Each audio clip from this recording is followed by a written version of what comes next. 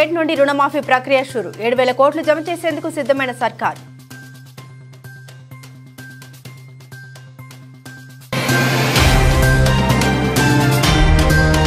నేటి నుండి ఏపీలో జనసేన పార్టీ సభ్యత్వ నమోదు కార్యక్రమం 10 లక్షల మందికి పైగా పార్టీ సభ్యత్వం కల్పించాలని అధికారులకు ఆదేశం.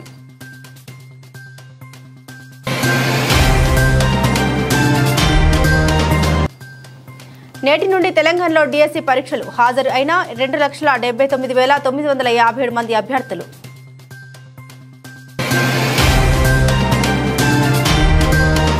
పల్నాడు జిల్లా వినుకొండలో దారుణం. నడి రోడ్డుపై అందరూ చూస్తుండగానే ఓ వ్యక్తి దారుణ హత్య.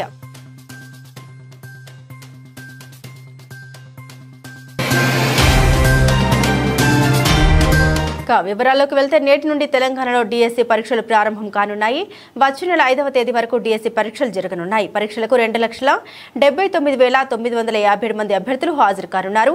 2017 తర్వాత రాష్ట్రంలో జరుగుతున్న డిఎస్సి పరీక్షలు ఇవే కావడం గమనార్హం. 2 సెషన్లలో డిఎస్సి పరీక్షలు జరుగుతున్నాయి. ఉదయం 9 గంటల నుండి 11 గంటల 30 నిమిషాల వరకు ఒక సెషన్, మధ్యాహ్నం 2 గంటల నుండి 4 గంటల 30 నిమిషాల వరకు రెండో సెషన్ జరిగింది. ఈ రోజు నుండి ఆగస్టు 5వ తేదీ వరకు జరగనున్న డిఎస్సి పరీక్షలు జరగనున్నాయి. పరీక్షలు నోటిఫికేషన్ రద్దు చేయాలని పిటిషన్లో నిరుద్యోగులు పేర్కొన్నారు. సమయం ఇవ్వకుండా నోటిఫికేషన్ జారీ చేశారని పిటిషన్లో నిరుద్యోగులు పేర్కొన్నారు. ఈ పిటిషన్పై నేడు హైకోర్టులో జస్టిస్ పూల కార్తిక్ బెంచ్ విచారణ నిర్వహించనుంది.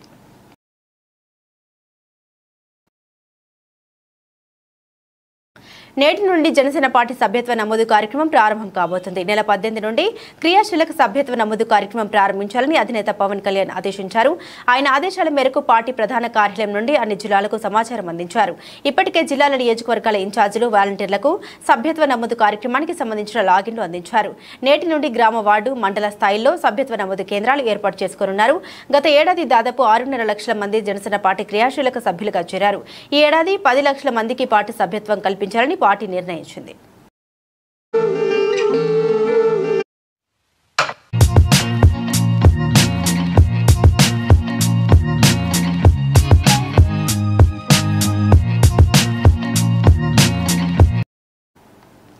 రైతులు ఎదురు చూస్తున్న రుణమాఫీ నేటి నుండి ప్రారంభం కానుంది.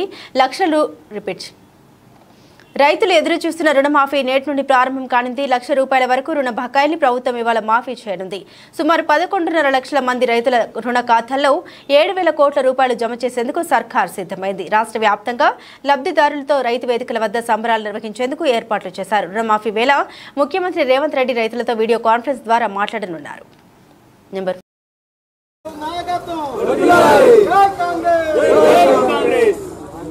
స్పీచ్ చేయాలి అట్ట కాదు.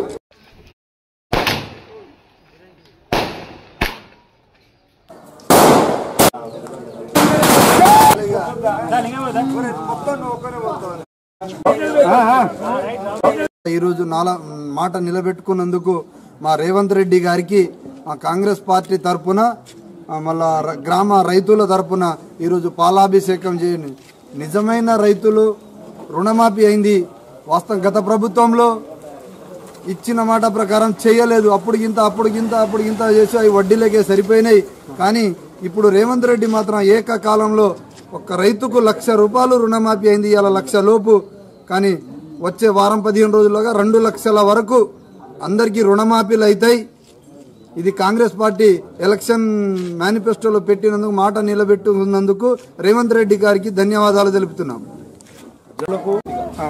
మన కాంగ్రెస్ పార్టీ ఇచ్చిన మేనిఫెస్టోలో ఏకకాలంలో 2 లక్షల రుణమాఫీని చేసి తీరుతాం అని చెప్పారు. అదేవిధంగా తనకి సీఎం రేవంత్ రెడ్డి గారు తనకి ఇచ్చిన మాటను నిలబెట్టుకొని ఈరోజు ఏకకాలంలో 2 లక్షల రుణమాఫీని జరిగింది. కాబట్టి ఈ పండుగ వాతావరణాన్ని రైతులు చాలా పండుగ జరుపుకోవాల్సిందిగా కోరుకుంటున్నాం. అలాగే వినుకొండలో దారుణ హత్య స్థానికుల్ని భయభ్రాంతులకు గురి చేసింది. షేక్ జిలానీ అనే వ్యక్తి కొబ్బరి బోండల కత్తితో రషీద్ అనే వ్యక్తిపై విచక్షణ రహితంగా నరికాడు. దీంతో రషీద్ తీవ్ర గాయాలతో మరణించాడు. నిందితుడిని అదుపులోకి తీసుకుని పోలీసులు విచారిస్తున్నారు. దారుణం, ఘోరం, భయానకం. పల్నాడు జిల్లా వినుకొండలో జరిగిన మర్డర్ గురించి చెప్పడానికి పదాలేవి సరిపోవు. అంత దారుణంగా, భయానకంగా ఈ హత్య జరిగింది. నడి రోడ్డుపై అందరూ చూస్తుండగానే వైసీపీ కార్యకర్త రషీద్ ను కత్తితో తెగ నరికాడు ప్రత్యర్థి జిలానీ. వినుకొండ బస్టాండ్ సెంటర్లో జరిగిన ఈ దారుణ మర్డర్ ను లైవ్ లో చూశారు. అక్కడి ప్రజలు నరికేటప్పుడు కాదు, ఆ తర్వాత కూడా ఒళ్ళు గగురు పొడిచేలా ఉన్నాయి అక్కడి దృశ్యాలు. రేపు ఉదయం వైఎస్ జగన్మోహన్ రెడ్డి వినుకొండలో పర్యటిస్తారని మాజీ ఎమ్మెల్యే బొల్ల బ్రహ్మనాయుడు తెలిపారు. ఇదిలా ఉంటే రషీద్ హత్యపైన మాజీ ఎమ్మెల్యే బొల్ల బ్రహ్మనాయుడు మాట్లాడారు.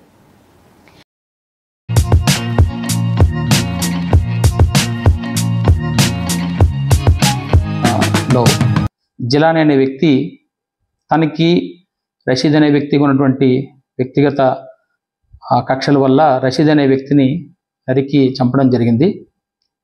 ఇటువంటి చర్యలు ఏమైనా కూడా ఎక్కడైనా ఏదైనా రిపీట్ అయితే చట్టపరంగా చాలా కఠినమైనటువంటి చర్యలు తీసుకోవడం జరుగుతుంది. ఎవరైనా వీటిని ఎక్కడైనా ప్రోత్సహించినా కూడా వాళ్ళు కూడా చట్టపరంగా తీసుకునే చర్యలకి బాధ్యులవుతారు. రేపు పట్టణంలో కూడా ప్రజలందరికీ కూడా ఈ విషయాన్ని తెలియజేస్తున్నాము. అందరూ సంయమనం పాటించాలి. ఎటువంటి నేర చరిత్ర ఇకపై కనబడినా కూడా అది ఉపేక్షించడం జరగదు. దీన్ని గమనించమని పోలీస్ నుంచి ఒక హెచ్చరిక అయితే ఖచ్చితంగా చేస్తున్నాము. దీన్ని ఖచ్చితంగా గమనించాల్సిన అవసరం కూడా అందరికీ ఉందని కూడా తెలియజేస్తున్నాం. మంత్రి కాంగ్రెస్ సీనియర్ నేత చింతామోహన్ మీడియాతో మాట్లాడారు. పోలవరం ప్రాజెక్టు పైన వైఎస్ఆర్ మొదలు రోషయ్య, కిరణ్ కుమార్ రెడ్డి, చంద్రబాబు, జగన్ ఎంత ఖర్చు చేశారని జ్యుడిషియల్ విచారణ చేపట్టాలని తెలిపారు. 30 నుండి 40 వేల కోట్లు ఖర్చు చేశారు. ఇందుకు ఎవరు బాధ్యత వహిస్తారు? ఇంకా ఎంత అవసరం? ప్రాజెక్టు వివరాలు లోతుగా అధ్యయనం చేయాలి. ముఖ్యమంత్రి చంద్రబాబు పోలవరంపై జ్యుడిషియరీ ఎంక్వైరీ చేయాలి. స్టీల్ ప్లాంట్ పై కాంగ్రెస్ పార్టీ ఖచ్చితమైన వైఖరితో ఉంది అని, బీజేపీ ప్రైవేటీకరణ సాధ్యం కాని పని అని, శ్వేతపత్రంపై నమ్మకం లేదంటూ స్పష్టం చేశారు. అసలు ఈ ప్రాజెక్టు పైన ఎంత డబ్బు ఖర్చు పెట్టారు? ఈ ప్రాజెక్టు ఏ స్టేజ్ లో ఉంది? ఈ ప్రాజెక్టు సక్సెస్ అవుతుందా, కంప్లీట్ అవుతుందా? రీహాబిలిటేషన్ అయ్యా తప్ప అంటే జోలికి పోకూడదు. పర్యావరణాన్ని కాపాడుకోవాలి, దాని జోలికి పోకూడదు. ఎవరు దాని జోలికి పోతే వాళ్ళు శిక్షకు అర్హులేదు.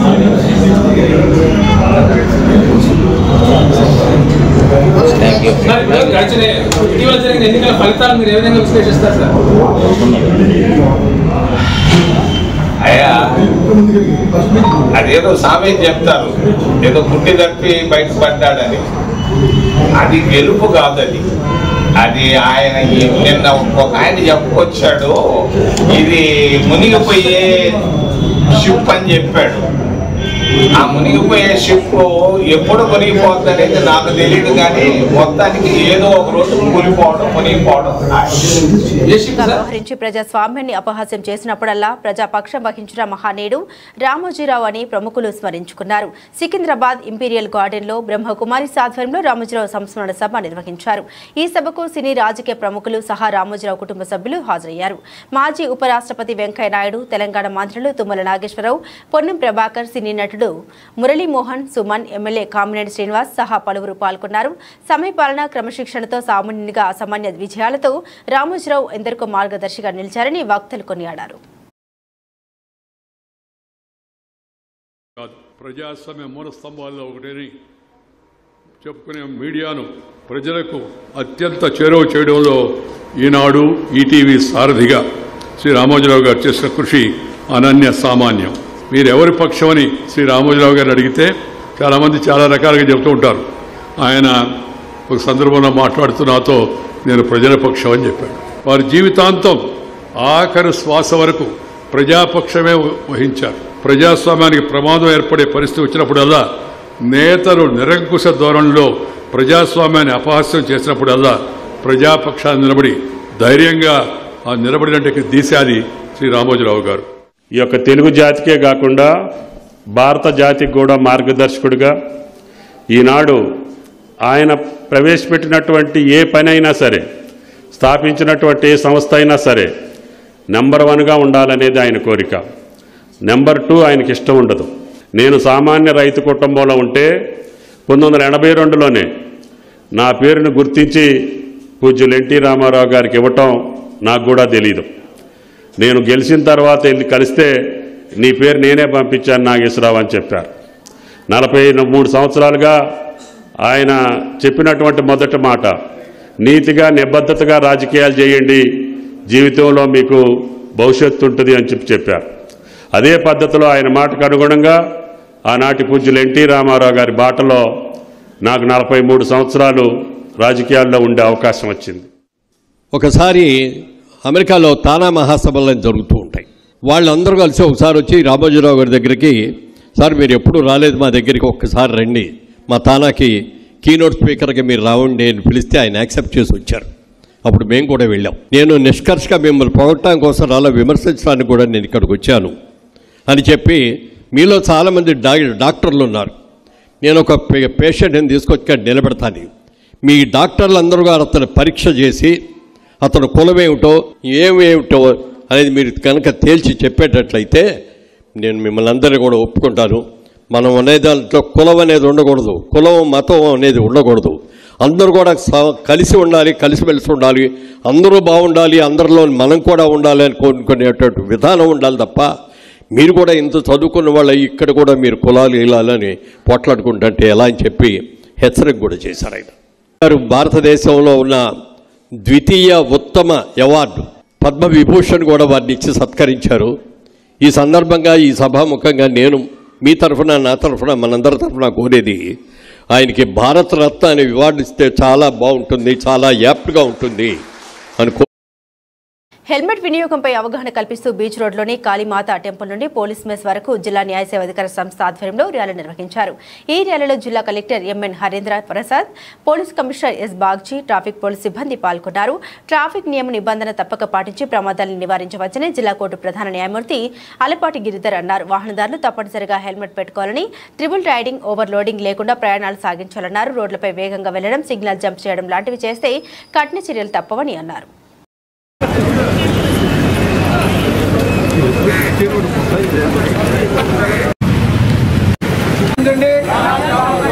హైకోర్టు ఉత్తర్వుల మేరకి ఈ హెల్మెట్ మీద అవేర్నెస్, దానివల్ల ధరించినందువల్ల ఉపయోగాలు ఏంటి అనే దాని మీద, దాంతోపాటు రోడ్ సేఫ్టీ మెజర్స్ అన్నిటి మీద కూడా ఇవాళ ఈ ర్యాలీ చేయడం జరిగింది. కలెక్టర్ సార్, కమిషనర్ సార్, అదేవిధంగా మిగతా జడ్జెస్ అందరి కోఆపరేషన్తో. అందరికీ విజ్ఞప్తి ఏంటంటే హెల్మెట్ని తప్పకుండా ధరించండి, సేఫ్గా మీ ఉద్యోగాలకి, వ్యాపారాలకి, గమ్యస్థానాలకు వెళ్ళండి. అక్కడ ఫ్యామిలీ మెంబర్స్ అంతా ఎదురు చూస్తూ ఉంటారు. రోడ్ సేఫ్టీ నామ్స్ అన్నీ తప్పకుండా ఫాలో అవుదాం. అవన్నీ మన కోసమే, మనం తయారు చేసుకున్న చట్టం మనకి సౌకర్యంగా చాలా సేఫ్టీగా ఉండటం కోసం. మీడియా మిత్రులందరూ కూడా తెలియజేసేది అంటే దీని మీద బాగా అవేర్నెస్ తీసుకొచ్చేదానికి మీ సహకారం కూడా అందించండి. మరొకసారి అందరు అఫీషియల్స్కి థ్యాంక్స్ చెప్తూ, law college students, various stake holders వచ్చారు, అందరికీ థ్యాంక్స్ చెప్తూ, ఇక హెల్మెట్ నామ్, అదేవిధంగా సీట్ బెల్ట్, తాగకుండా డ్రైవింగ్ ఇవన్నీ తప్పకుండా ఎన్షూర్ చేద్దాం. Thank you. అందరూ కోఆపరేట్ చేయవలసిందిగా కోరుతున్నాం. పక్క ప్రణాళికతో శ్రీకాకుళం జిల్లా అభివృద్ధికి బాటలు వేస్తూ ఉన్నామని వ్యవసాయ శాఖ మంత్రి కింజారపు అచ్చెన్నాయుడు ప్రకటించారు. జిల్లాలోని గ్రామాలన్నింటినీ 5 ఏళ్ల వ్యవధిలో అన్ని రంగాల్లో అభివృద్ధి చేసి స్వయం సమృద్ధిని సాధించే లక్ష్యంగా ముందుకెళ్తున్నామని అన్నారు. జిల్లా కేంద్రంలోని కోడి రామ్మూర్తి స్టేడియం పునర్నిర్మాణ పనుల్ని ఆయన స్థానిక ఎమ్మెల్యే గొండు శంకర్తో కలిసి గురువారం ఉదయం లాంఛనంగా ప్రారంభించారు. అనంతరం కలెక్టర్ స్వప్నిల్ దినకర్తో కలిసి కొద్దిసేపు ఆర్ఎండ్బి క్రీడా శాఖ కాంట్రాక్టర్లతో సమీక్ష నిర్వహించారు. అనంతరం మీడియా సమావేశంలో మంత్రి అచ్చెన్నాయుడు మాట్లాడారు.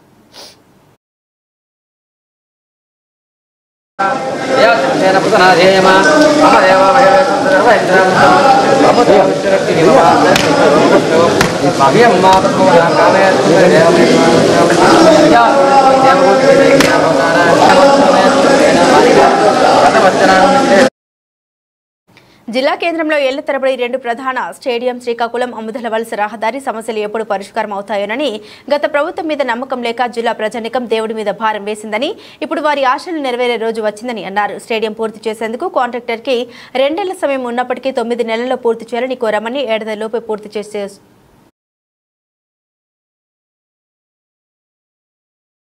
పూర్తి చేసి ఇస్తామని అధికారుల సమక్షంలో హామీ లభించిందని, అలాగే శ్రీకాకుళం ఆముదల వలస రహదారికి అత్యవసరంగా ₹1 కోటి నిధులు ఇచ్చామని, కొత్త రోడ్డు జంక్షన్ నుండి వాకల వలస వరకు యుద్ధ ప్రాతిపదికన పనులు చేపడతామన్నారు. రహదారులే ప్రగతికి బాటలోని ప్రతి వారం ఈ 2 పనులపై సమీక్ష చేస్తామని తెలిపారు. ఈ కార్యక్రమంలో municipal corporation commissioner Challa Obulesu, R and B SE John, Sudhakar, DSDO B Sridhar, వివిధ క్రీడా సంఘాల ప్రతినిధులు తదితరులు హాజరయ్యారు.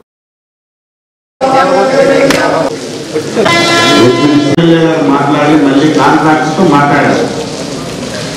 ఇమ్మీడియట్ గా శ్రీకాకుళం నియోజకవర్గం వరకు ఏదైతే ఆ రోడ్డు వరుసగా ఉందో అది పూర్తి చేయాలంటే నీకేం కావాలి?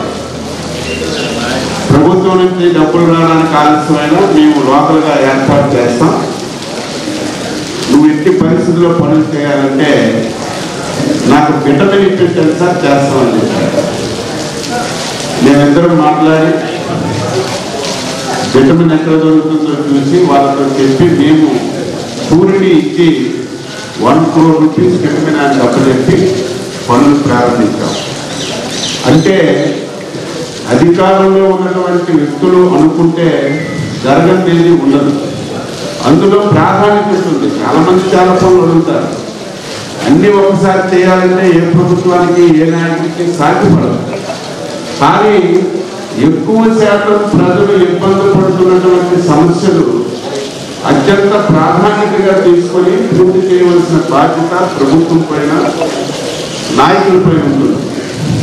గత 5 సంవత్సరాలు ఆ ప్రయత్నమే ఎవరు చేయలేదు.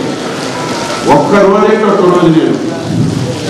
ఈ స్టేడియం మీద రివ్యూ చేయడం కానీ, ఆ రోడ్డు మీద రివ్యూ చేయడం కానీ, జిల్లాలో ఉన్నటువంటి ఇరిగేషన్ ప్రాజెక్టుల మీద రివ్యూ చేయడం కానీ, జిల్లా అభివృద్ధి మీద రివ్యూ చేయడం కానీ ఎప్పుడు నేను చూడలేదు.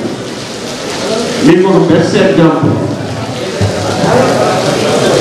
గత 5 సంవత్సరాలు వంశధార నీరు చివరి ప్రాంతాల వాళ్ళు చూసి 5 సంవత్సరాలు అయింది. ఎంత వ్యవస్థ పెట్టుకొని ఎంతమంది డాక్టర్లు పెట్టుకుని సింపుల్ నాకెందుకు బాగా రెఫరెన్స్ రాసామనుకోండి, పేషెంట్ ఏమంటారు ఇక్కడ ఫెసిలిటీ లేదు, నా ఆరోగ్యం ధరించండి, ప్రాణాలు కాపాడుకోండి. ద్విచక్ర వాహనాలపై ప్రయాణించే ప్రయాణికులు ముందు వెనుక కూడా హెల్మెట్లు ధరించాలని, కుటుంబం యొక్క భద్రత కూడా కాపాడుకోవాలని, అదేవిధంగా వాహనాలు కారులో ప్రయాణించేసిన ధరించి ప్రయాణించాలని నల్లవంతెన కోర్టు వద్ద నుండి గడియార స్తంభం సెంటర్ వరకు విద్యార్థులు ఆటో కార్మికులతో కలిసి ర్యాలీ నిర్వహించారు. 2వ అదనపు న్యాయమూర్తి మండల లీగల్ సెల్ అధ్యక్షులు వి నరేష్ కోరారు. నెంబర్ 6 హెల్మెట్ ధరించండి, ప్రాణాలు కాపాడండి. హెల్మెట్ ధరించండి, ప్రాణాలు కాపాడండి. హెల్మెట్ ధరించండి, ప్రాణాలు కాపాడుకోండి. హెల్మెట్ ధరించండి, ప్రాణాలు కాపాడుకోండి. హెల్మెట్ ధరించండి, ప్రాణాలు కాపాడుకోండి. తెలంగాణ హస్తకళ అభివృద్ధి సంస్థ చైర్మన్ గా సత్యనారాయణ, ముషీరాబాద్లోని హస్తకళ భవన్లో hand craft development corporation chairman గా సత్యనారాయణ గౌడ్ బాధ్యతలు స్వీకరించారు. ముఖ్య అతిథిగా మంత్రి పొన్నం ప్రభాకర్ హాజరై అభినందించారు. హస్తకళ చైర్మన్ గా బాధ్యతలు చేపట్టిన సత్యనారాయణ గౌడ్ మాట్లాడుతూ కార్పొరేషన్ అభివృద్ధి కోసం తన వంతు కృషి చేస్తామని పేర్కొన్నారు. ఈ కార్యక్రమంలో పలువురు ఎమ్మెల్యేలు, మాజీ ఎంపీ మధు యాష్కి గౌడ్ మరియు కాంగ్రెస్ నాయకులు అభినందనలు తెలిపారు.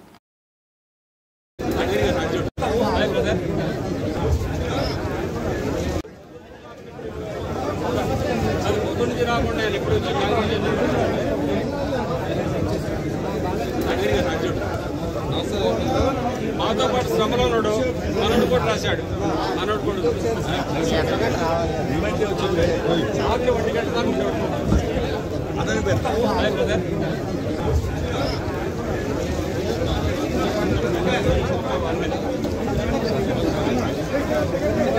చెన్నై కింద పడి